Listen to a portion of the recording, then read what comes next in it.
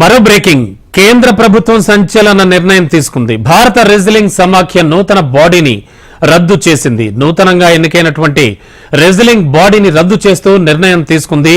Suspend చేసినటువంటి కేంద్ర క్రీడా మంత్రిత్వ శాఖ ఇక WFI అన్ని కార్యకలాపాలను నిలిపివేయాలంటూ కూడా ఆదేశాలు జారీ చేసింది. WFIకి 10 పాయింట్లతో కూడినటువంటి నోటీసును ఒకదాన్ని పంపింది కేంద్రం.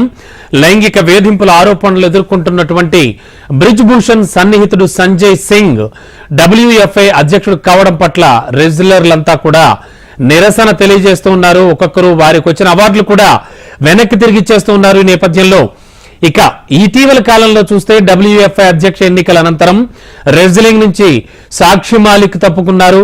పద్మశ్రీని సైతం తిరిగిచ్చేశారు బజరంగ్ పూనియా. ఇన్ని పరిణామాల నేపథ్యంలో ప్రస్తుతానికి భారత రెజ్లింగ్ సమాఖ్య నూతనంగా ఎన్నికైనటువంటి రెజ్లింగ్ బాడీని కేంద్ర ప్రభుత్వం ఒక సంచలన నిర్ణయంతో రద్దు చేసిందని చెప్పొచ్చు. క్రీడా మంత్రిత్వ శాఖ WFIకి సంబంధించి అన్ని కార్యకలాపాలను కూడా నిలిపివేయాలంటూ ఆదేశం.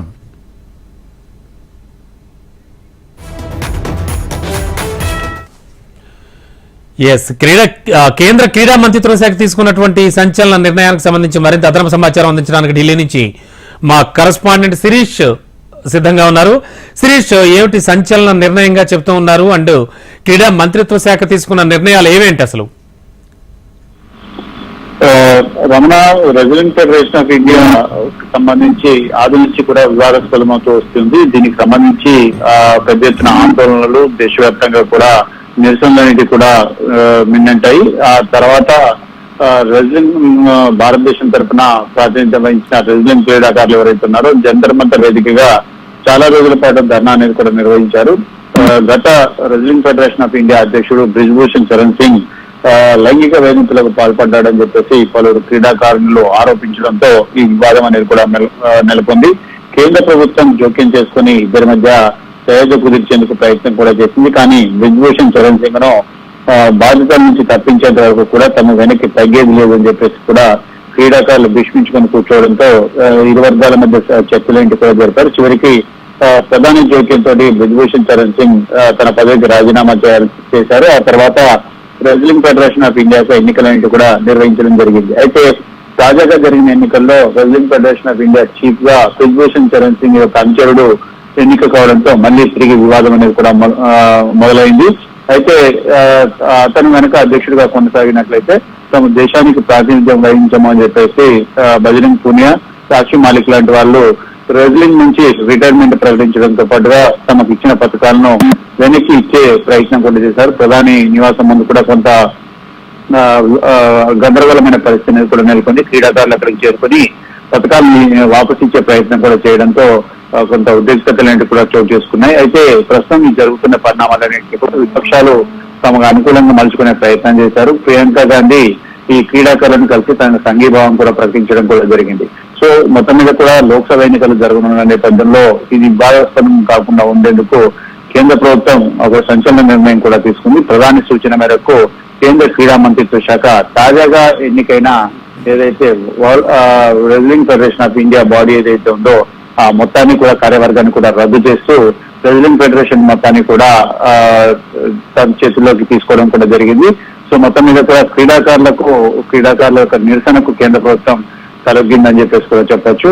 సో ఈ నేపథ్యంలో తదుపరి పరిణామాలు ఏ విధంగా ఉండబోతున్నాయి అనేది కూడా చూడాల్సి ఉంది. అయితే బ్రిజ్ భూషణ్ శరణ్ సింగ్ కు ఉత్తరప్రదేశ్ తరఫున పోటీ చేసేందుకు ఎంపీగా టికెట్ ఇవ్వద్దని కూడా క్రీడాకారులు డిమాండ్ చేస్తున్న నేపథ్యంలో మరి దాన్ని కూడా కేంద్ర ప్రభుత్వం ఎంతవరకు పాటిస్తుందనేది కూడా చూడాలి. రెజ్లింగ్ ఫెడరేషన్ ఆఫ్ ఇండియా వివాదానికి ముగింపు పలకాలని చెప్పేసి కూడా కేంద్ర ప్రభుత్వం భావిస్తుంది. ఈ నేపథ్యంలో తటస్థుడైన వ్యక్తితోటి రెజ్లింగ్ ఫెడరేషన్ ఆఫ్ ఇండియా నడిపేందుకు ప్రయత్నాలన్నీ కూడా చేస్తున్నారు. ప్రస్తుతానికైతే ఈ నిర్ణయం అనేది కొద్దిసేపు క్రితమే వెలువడడం జరిగింది. దీనిపైన ఎవరైతే ఆరోపణలు చేస్తున్న క్రీడాకారులు ఎవరైతే ఉన్నారో వాళ్ళు మాత్రం ఇప్పటి వరకు దీనిపైన ఎటువంటి వ్యాఖ్యలు కూడా చేయలేదు. రామ, ఓకే శిరీష్, ముఖ్యంగా మనం ఎప్పటి నుంచో కూడా ఈ ఆరోపణలు ఈ WFIకి సంబంధించి వస్తున్నటువంటివన్నీ చూస్తూ ఉన్నాం. అంటే మొదట్లోనే ఫస్ట్ వచ్చినప్పుడే, మొదటి అధ్యక్షుడి మీద వచ్చినప్పుడే, బ్రిజ్భూషణ్ మీద వచ్చినప్పుడే ఈ ఆరోపణలు ఎందుకని కేంద్రం చాలా సీరియస్ గా దృష్టి పెట్టలేదు? ఏ కారణాలు ఇవి బలంగా ఉన్నాయనుకోవచ్చు అంటారు? అండ్ ఇప్పుడు వీళ్ళందరూ తిరిగి వాళ్ళ పద్మశ్రీలు అవి ఇచ్చేయడం అండ్ రెజ్లింగ్ నుంచి చాలా మంది తప్పుకోవడం లాంటివి చేస్తున్నాక ఎందుకు ఇప్పుడు సీరియస్ డెసిషన్స్ తీసుకుంటోంది? మొదట్లోనే ఎందుకు చేయలేదనుకోవచ్చు? అయితే మొదట్లో ఏంటంటే బ్రిజ్భూషణ్ చరణ్ సింగ్ ఉత్తరప్రదేశ్ నుంచి బీజేపీ తరఫున లోక్సభకు ప్రాతినిధ్యం వహిస్తున్నారు. రాజకీయంగా కూడా బ్రిజ్భూషణ్ చరణ్ సింగ్ చాలా బలవంతుడు. ఆ ప్రాంతంలో అతను ప్రభావం చూపగలుగుతాడు. అయితే ఈ క్రీడాకారులకు అధ్యక్షుడికి మధ్య నెలకొన్న వివాదాన్ని మొదట్లో వ్యక్తిగత వైర్యంగా కూడా కేంద్ర ప్రభుత్వం భావించింది. ఆ తర్వాత రాజకీయ ప్రేరేపితమైన చర్యగా కూడా కొన్ని రోజులు దీన్ని చూసింది. ఎందుకంటే ఒక కాంగ్రెస్ పార్టీ దీన్ని వెనక ఉండి చేపిస్తుంది, క్రీడాకారులను రెచ్చగొట్టే ప్రయత్నం చేస్తుంది అనేది కూడా చేయించారు. అయితే ఇరు వర్గాల యొక్క వాదనలన్నిటి కూడా ఉన్నారు. బ్రిజ్భూషణ్ చరణ్ సింగ్ తాను కూడా ఎటువంటి తప్పు చేయలేదు, వ్యక్తిగతంగా తన పైన వాళ్ళు వైరం పెంచుకొని ఈ విధంగా చర్యలకు పాల్పడుతున్నారని చెప్పేసి ఆయన కూడా అంతే గట్టిగా వాదిస్తూ వచ్చాడు. సో మొత్తం మీద కూడా కేంద్ర ప్రభుత్వం కొన్ని రోజులు ఇద్దరి మధ్య సరిహద్దు కుదిర్చే ప్రయత్నం అనేది కూడా చేసింది. కానీ చివరికి ఎవరూ తగ్గకపోవడంతో ఈ వివాదం అనేది చిలికి తిరిగి గాలివానలాగా మారడంతో కొంత వివాదాస్పదం కావడం కూడా జరిగింది. ప్రస్తుతం ఎన్నికలు జరుగుతున్న నేపథ్యంలో బ్రిజ్భూషణ్ చరణ్ సింగ్ ను ఆ పదవి నుంచి తప్పించే ప్రయత్నంలో సక్సెస్ అయ్యారు. కానీ చివరికి అతని అంచెబడే మళ్ళీ రెజ్లింగ్ ఫెడరేషన్ ఆఫ్ ఇండియా అధ్యక్షుడిగా ఎన్నిక కావడంతో క్రీడాకారులు మళ్ళీ తమ నిరసన తిరిగి ప్రారంభించే పరిస్థితి అనేది కూడా ఉంది. ప్రస్తుతం లోక్సభ ఎన్నికలు జరుగుతున్న నేపథ్యంలో ఈ వివాదాన్ని మరింత పెంచొద్దు అన్న ఉద్దేశంతో కేంద్ర ప్రభుత్వం ఈ తాజాగా నిర్ణయం తీసుకున్నట్లుగా కూడా తెలుస్తుంది. అయితే లోక్సభ ఎన్నికలు ముగిసిన తర్వాత దీనిపైన పర్మనెంట్ గా ఎటువంటి సొల్యూషన్ తీసుకుంటారని కూడా చూడాలి. ఎందుకంటే హిందీ బెల్ట్ లో బీజేపీ చాలా బలంగా ఉంది. ఇటు హర్యానాలో దీనివల్ల కొంత ఇబ్బందికరమైన పరిస్థితుల నుండి తలెత్తే అవకాశం కూడా ఉంది. కాబట్టి వీటన్నింటినీ దృష్టిలో ఉంచుకుని కేంద్ర ప్రభుత్వం ఈ నిర్ణయం తీసుకున్నట్లుగా తెలుసు. Thank you Suresh.